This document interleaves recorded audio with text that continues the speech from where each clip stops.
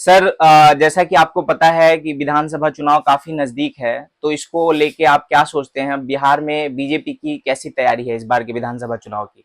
देखिए, हम भारतीय जनता पार्टी जो है 24 घंटा काम में लगी रहती है और जनहित की बात करती रहती है।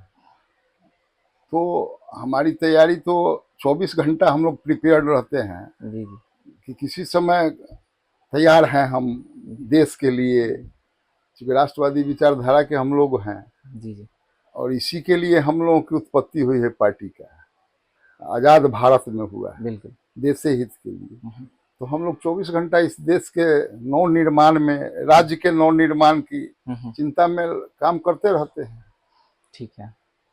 तो सर मैं आपसे अगला सवाल ये होगा या ये जानना चाहूंगा कि जैसे कि अभी चूंकि भारतीय जनता पार्टी या बीजेपी जो है इस समय बिहार में गठबंधन की सरकार में है जेडीयू के साथ, तो मतलब ये कब तक BJP being the largest party और गठबंधन में बीइंग द लार्जेस्ट पार्टी सबसे बड़ी संख्या में है, विधायक के तौर पे जीत के आई है, तो कब तक बीजेपी बिहार में छोटे भाई की भूमिका में रहना चाहती है? क्योंकि लोगों की ये एक्सपेक्टेशन है कि बीजेपी पूरी तरीके से बिहार में अपने कैंडिडेट्स के टर्म्स पे चुनाव लड़े और जीत के आए, तो मुख्यमंत्री बिहार का बने। तो मतलब यही छोटे भाई की भूमिका में ही रहेगी सर, या आगे चल के बीजेपी का कोई स्कोप है जिसके तहत बीजेपी लीड करना चाहेगी बिहार को?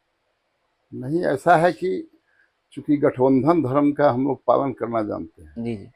कमिटमेंट बहुत बड़ी बात है। हम्म। और इससे बिहार को जंगल राज से मुक्त करने के लिए जी हमारे पार्टी के नेताओं ने नीतीश कुमार को आगे लाया था जी। और लाया था। एनडीए गठबंधन यह जो है स्वाभाविक गठबंधन बन गया है जी जी। बिहार के नज़रिए से, आम लोगों के नज़रिए से। तो गठबंधन में जब तक हम गठबंधन में हैं, गठबंधन धर्म का पालन करेंगे। अरे पिछले बार तो हम अधिक सीट जीता, जी बिल्कुल 74 सीट जीते थे। बिल्कुल। बिल्कुल।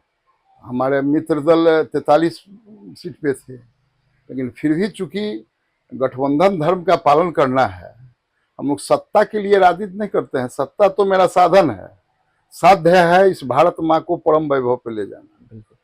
तो इसलिए गठबंधन धर्म का पालन कर रहे हैं। जब तक गठबंधन धर्म का पाल रहेगा और जो नेतृत्व, चूंकि नेतृत्व बैठा हुआ है, तो नेतृत्व का जो निर्णय होगा हम लोग उसी अनुकूल चलने वाले हैं।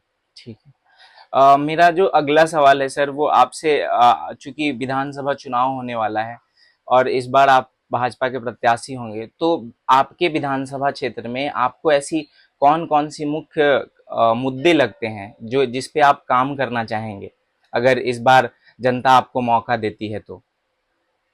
देखिए, अब तो हमारा विधानसभा ये मिनी राजधानी से जुड़ा हुआ है, जी बिल्कुल। ग्रेटर पटना के अंदर आ गया है। बिल्कुल।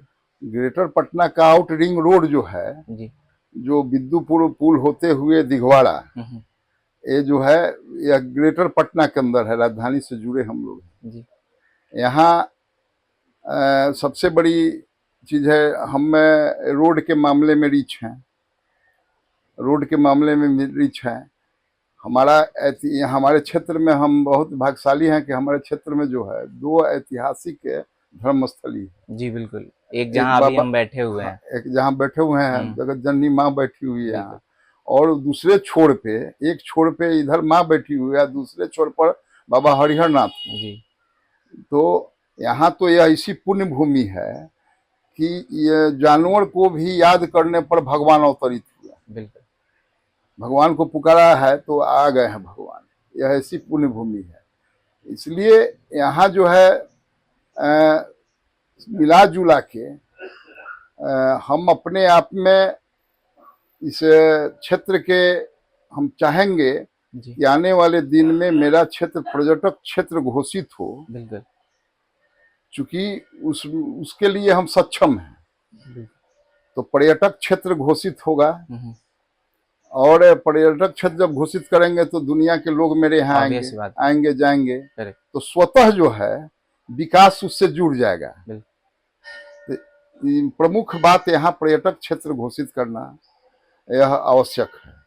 सर पर्यटक क्षेत्र का जहाँ तक बात है, इसमें अभी मेरे ज़हन में एक चीज़ आया, जैसे कि बिहार में भी कई सारे ऐसे पर्यटक स्थल हैं और ख़ासकर अगर हम देखें तो जो टेम्पल टूरिज़्म है, यानी कि मंदिर काफ़ी सारे हैं बिहार में भी। तो क्या बिहार की सरकार या भारतीय जनता पार्टी, चूँकि आप ऑलरेडी प्रत्याशी हैं और साथ में आप विधायक भी रह चुके हैं, तो कुछ ऐसा क्यों नहीं करती जिससे कि बिहार के जो भी पर्यटन क्षेत्र हैं, जैसे कि जहां अभी हम बैठे हुए हैं, बाय द वे दोस्तों मैं आप सबको बता दूं, अभी मैं सारण क्षेत्र के आमी गांव में बैठा हुआ हूं।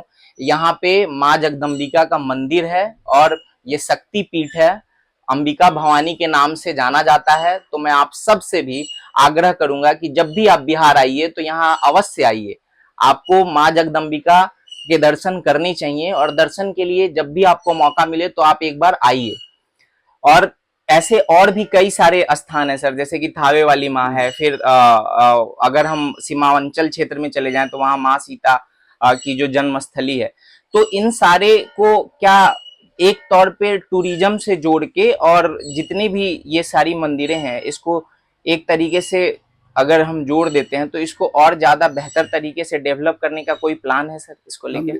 बिल्कुल, हमारी सरकार जो है, हम जब पहली बार एमएलए बने जी तो अपने क्षेत्र के दोनों तीर्थ स्थल को, दोनों धर्म स्थल को यहाँ हमने पर्यटन से जोड़ने का काम किया। जी यहाँ ट्रस्ट बनवाया, दोनों को हरिहरनाथ ट्रस्ट बनवाया, अंबिका स्थान ट्रस्ट बनवाया। जी आपको आश्चर्य होगा कि इस बार जो है जम्मू कश्मीर से यदि प्रधानमंत्री जी ने कुछ मंदिरों का शिलान्यास किया है तो उसमें बिहार के अंबिका स्थान को भी लिया है। अच्छा पहली किस्त राशि 12 करोड़ 36 लाख रुपए यहाँ प्रधानमंत्री ने रिलीज किया है जी जी इसे।